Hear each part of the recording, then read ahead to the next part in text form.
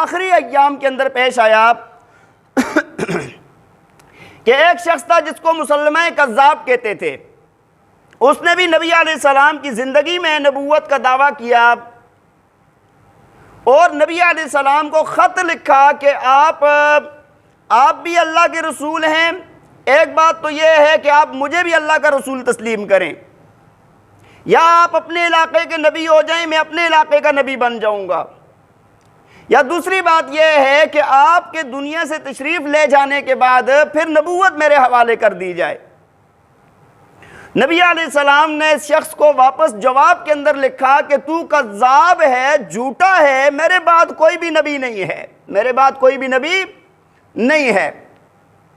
اور اس کام کے لیے جب یہ خط لکھا نا تو مسلمہ کذاب جو تھا وہ بڑی طاقت اور قوت رکھتا تھا، بہت زیادہ افراد اس کے ساتھ تھے، اس کے ماننے والے بہت زیادہ تھے۔ تو نبی علیہ السلام نے جب یہ جواب لکھا تو آپ نے صحابہ سے پوچھا کہ بھئی یہ لے کر کون جائے گا، چونکہ وہاں پر جانے سے جان کا خطرہ تھا۔ تو ایک صحابی تھے اور ختم نبوت کے لیے پہلے شہید صحابی ہیں، حضرت زید بن حبیب رضی اللہ تعالیٰ عنہ، غریب صحابی تھے، کمزور تھے مالی اعتبار سے، اور نبی علیہ السلام کی مجلس میں بیٹھے ہوئے کھجور کھا رہے تھے۔ تو نبی علیہ السلام نے جب یہ اعلان فرمایا کہ کون جائے گا اور جا کر مسلمہ کذاب کو جا کر صحیح زور زبردستی سے جا کر یہ پیغام پہنچا کر آئے گا، تو وہ اٹھے اور کھجور کا وہ دانہ منہ میں تھا، اور اٹھ کر جب انہوں نے کہا یا رسول اللہ، میں یا رسول اللہ، اور جب یہ بات کر رہے تھے نا تو منہ سے وہ کھجور کے تنکے بھی نکلے اور صحابہ کے منہ پر لگے۔ تو کسی نے پوچھا کہ بھائی آپ یہ کھجور تو کھا لیتے نا، بعد میں اٹھ کر اعلان کرتے، تو کہا کہ اگر مجھ سے پہلے کوئی اور کہہ دیتا تو پھر۔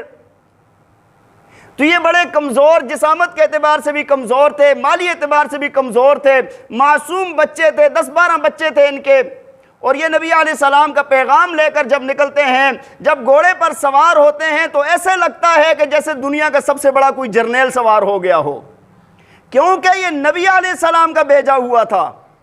اب جب وہاں پر پہنچتے ہیں، جا کے اسود انسی کے پاس پہنچتے ہیں اور زور سے جا کر اپنا نیزہ زمین پر گاڑ دیتے ہیں، وہ کہتے ہیں بھائی تو کون ہے؟ کہا تجھے میرے چہرے سے پتہ نہیں چل رہا میں کون ہوں؟